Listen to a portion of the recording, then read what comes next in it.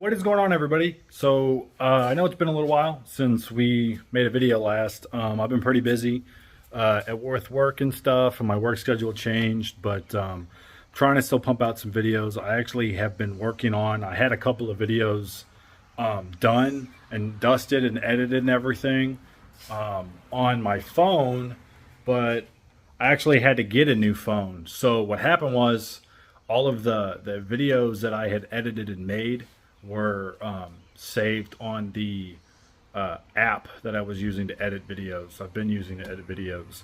And when I transferred over all of my data from my phone to the new phone, it didn't transfer over the data in the app for some reason. I think it was because, I guess I didn't have an account. I thought I had an account made, but I didn't. So I lost like 2 completed videos that I had already edited and were done and dusted and ready to upload. So that was on me. I'm trying to salvage what I can from those videos because I still have the first, I guess, the unedited clips on my phone. So I've been trying to get those done, but life's been lifing. You guys know how that is. But I'm standing here with the GTO. I'm going to show you the progress we've been making on this car as far as the interior goes. I've been doing a lot of work off camera on this. I'm also redoing the headliner, so I'm going to make a video of that. I have that filmed. I just got to edit that and upload that. But enough talking about all that. We're going to show you guys the car, what we've got going on with it, how much we've done with it.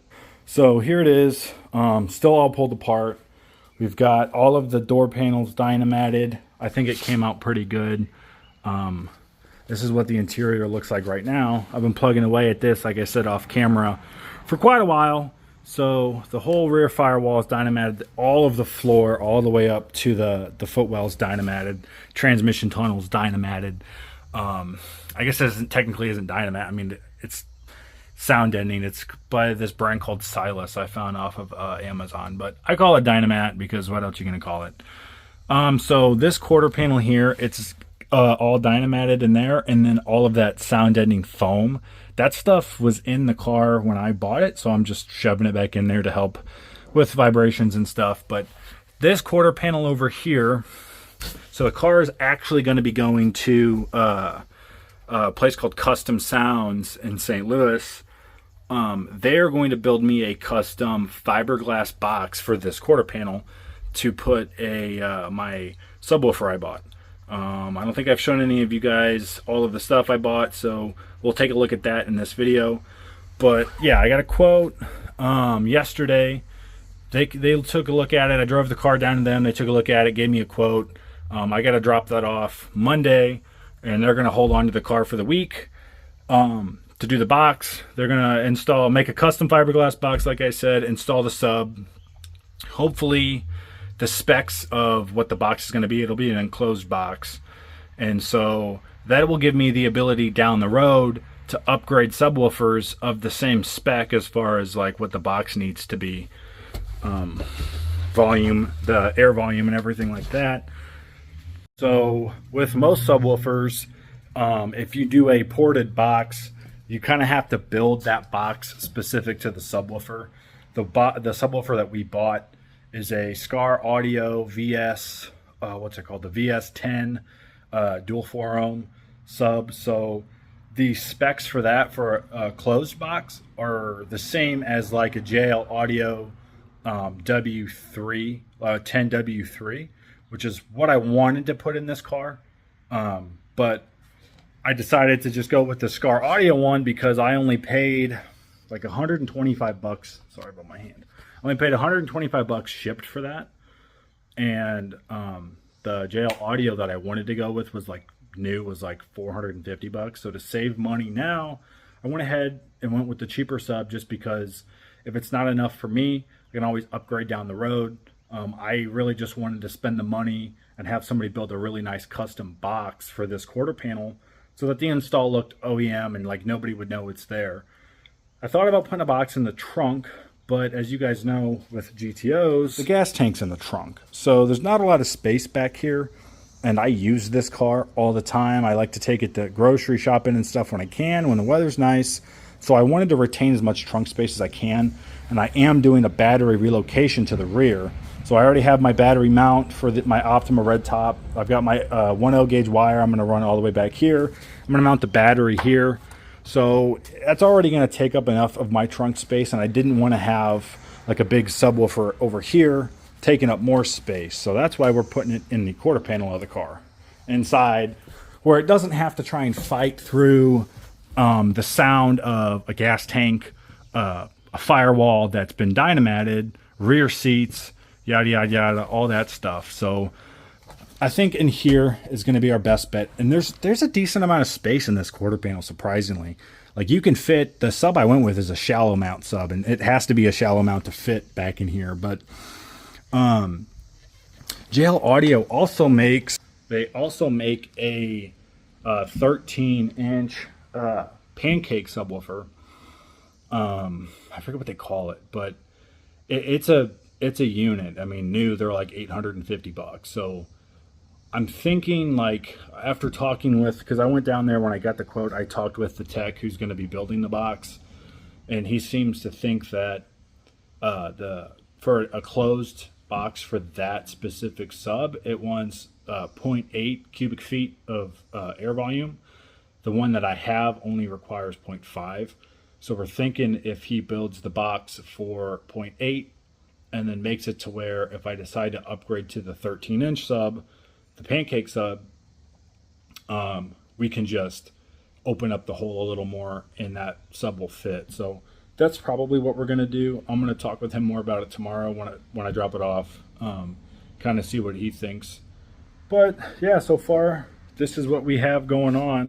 The car has just been sitting here in the garage. I've been dynamating it, plugging away at it, and trying to make this look as OEM as I can. Right now, today, I've been working on getting my RCA cable and my signal cable ran all the way, like, tucked away underneath the carpet, secured. I just used some duct tape because you're never going to see this, and running it all the way back into the trunk through that little hole above the wheel well there. I had the radio. I pulled the radio out. I might do. I don't have enough time. I bought billet aluminum AC knobs for the AC, like the little knobs, I guess, because these are plastic. So the ones I have are anodized black billet aluminum, and you got to, like, pull this thing out of here, pull it all apart to do them. I'll make a video about that. It might be in this video. I don't know. I just wanted to give you guys an update on the car and what I got going on. I got this door done. All my dynamat is done. I'm going to kind of look around. I even got the roof done. So it turned out really good. I'm happy with how it's turned out. But I might spend some more time to, like, add a little bit more to, like, the little spots I haven't gotten yet and just kind of tidy it up more. But for the most part, it's done and dusted. It's where I want it to be. So the only thing left to do is kind of clean it up, start putting it back together. I'm going to leave it apart for now so that they have more room to work with this. Like I said, they're going to have it for a week to do that job. But a funny story that actually happened with the car.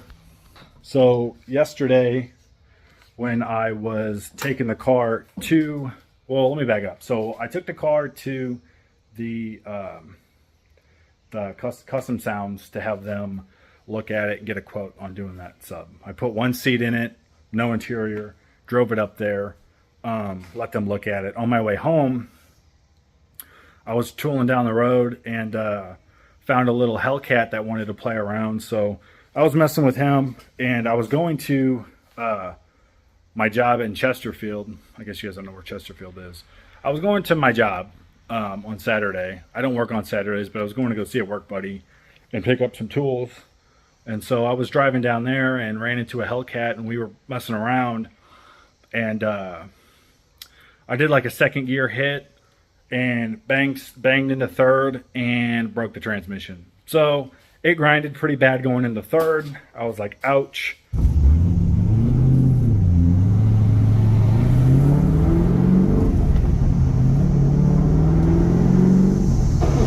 Oops. Ouch.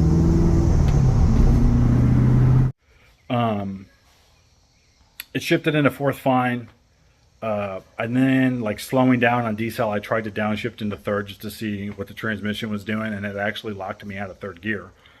So I slowed down even more, shifted into second, and then I was able to like softly shift it back into third, but going into third it grinds every time now. So I probably tore up the synchros, or I don't know what I did.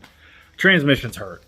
So we are deciding what we're gonna do. I got a few options. I could go. What I think I really want to do is go T56 Magnum F, brand new unit from Tremec, and just be done with it.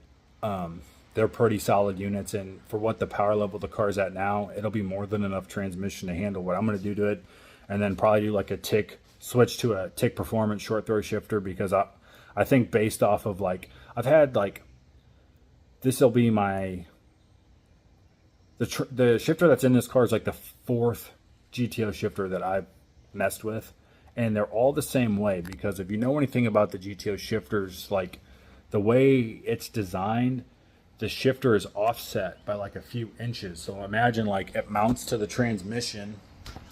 It mounts to the transmission like here. And then it comes, the shifter comes up, and then there's a bar that comes back, and then the actual shifter where the knob goes is back here. So it's like the point from here where it connects from the actual shifter base to the handle that you're operating the shifter from.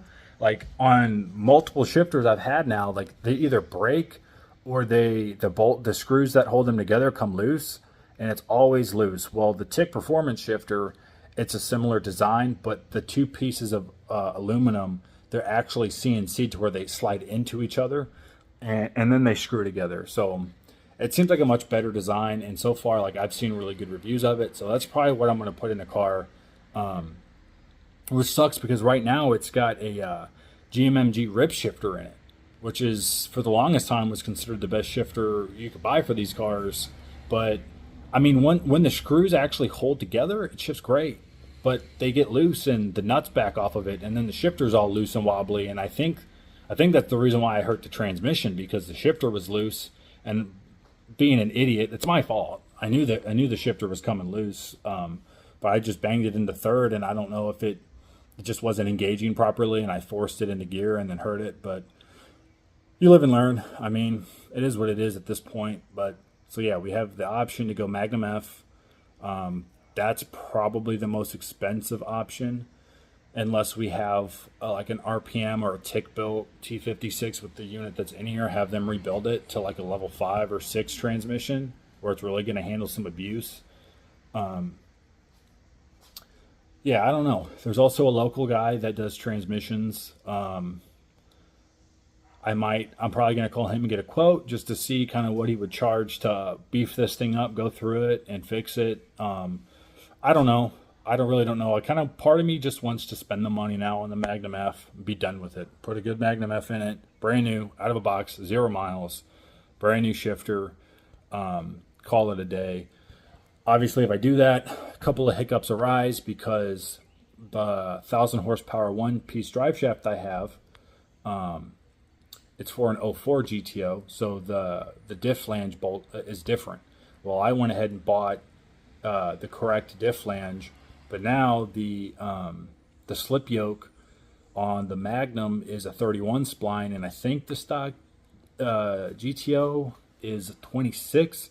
So I'm going to have to swap out the slip yoke too on the front of the drive shaft, and then probably have to get it rebalanced. I don't know if there's any local shops that can do that, because it's a carbon fiber one piece. But yeah, there's a lot of like ifs and maybes and stuff with it. So I don't know. I'm still thinking about it. Right now, all I'm worried about is getting the interior put back together. I can still drive the car. It shifts into first, second, fourth, fifth, sixth, reverse, no problem. Worst case scenario, it will go into third. It just grinds going into third. So it's not the end of the world. I can still take it to shows and stuff. I just can't race on anybody with it. I can't really beat on it. So yeah, it sucks. It's to be expected though. I'm not as upset. Not super upset about it, because I mean, when you beat on cars, they break. You know, it just happens. Especially when you drive them the way I do. I'm not really nice. Not really nice on them. So I just got to weigh my options and figure out what makes the most sense for me. But yeah, Another thing to touch on is I actually sold the Accord, and it's kind of funny because that car, the one video I made on that car, has the most views on my channel than any other video, which I have no idea why. But I sold the Accord. We got Ellie a new daily driver, which I will show you guys that in another video because it's not here right now. I'll explain that in the video I make on it when we get the car. So right now she is in a loaner vehicle, a little Chevy Malibu. It's kind of a pilot, but it is what it is. And I'm driving her Insight. So the Accord is gone. Pretty sad about it. I didn't want to let it go, but it just made the most sense for where I'm at now. I am switching jobs in my commute. Well, my job, so long story short, my job where I was working at, they made all of us switch shops. So my commute more than doubled. So I was driving like 50 minutes to work one way. And so that's why I sold the Accord, because I thought that's what my future was going to be for 6 to 9 months. I don't know how long, but that's what I thought my future was going to be. So we sold the Accord. We bought her something different because she's been wanting a new car anyways. I've been driving the Insight to work. And then a different job opportunity kind of fell in my lap. So I applied for it, got it. I wasn't really expecting to get a job offer to hear back from them, but somehow I managed to get the job. So it's actually only like 9 minutes from my house. So the commute is so much shorter that I don't really need to drive an Insight. Don't really want to drive the Insight. It's the most uninspiring driving experience that you can get. It makes like 118 horsepower, but that's not what the point of the car is. Like, the point of the car is to get 45 miles per gallon, and it does that well. So it'll make a good daily driver commuter for somebody else.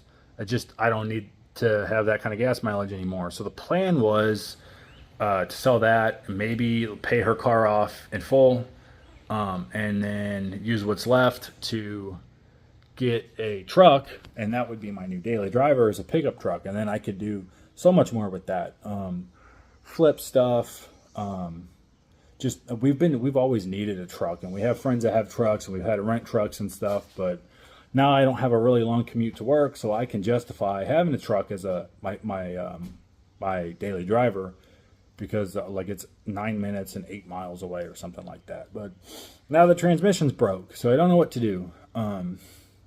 I could make this thing. I could get the interior back together, get the sound system done. Now I'm going to get the sound system done. That's what's happening. We'll get the sound system done, get everything back together, get the interior the way I want it, because I pretty much have everything I need. Do the battery relocate, yada, yada, yada. And then I try to enjoy the car for the rest of the season.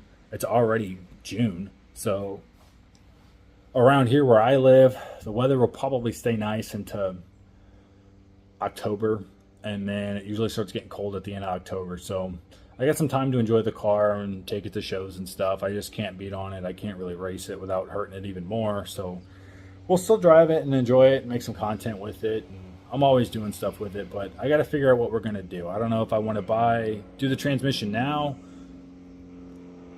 and then do a truck later, or do a truck now and then hold off on the transmission until the end of the season, where it's going to sit in the garage anyways.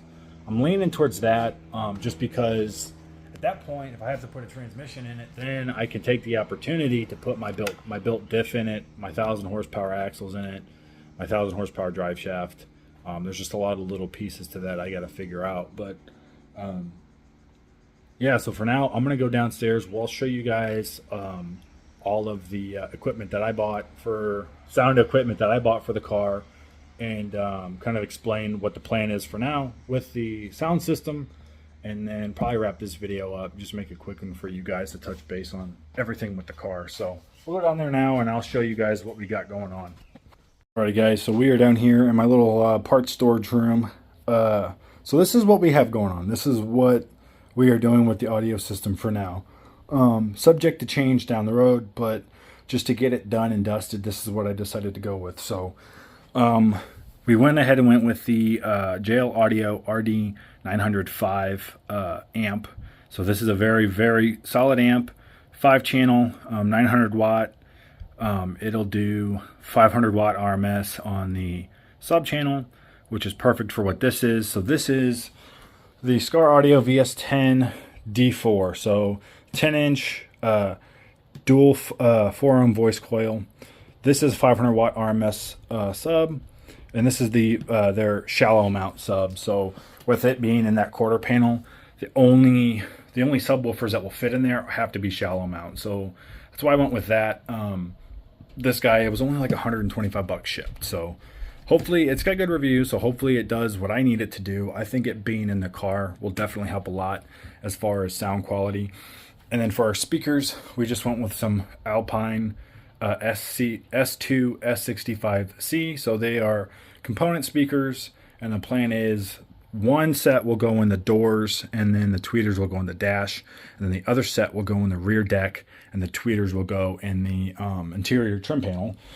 I think I have one in here somewhere. Let me look. Oh, there it is. Yeah, so if you guys remember the rear trim panels on this car, somebody had already pre-cut out for tweeters, so that's the plan. The tweeters in the rear will go in there, but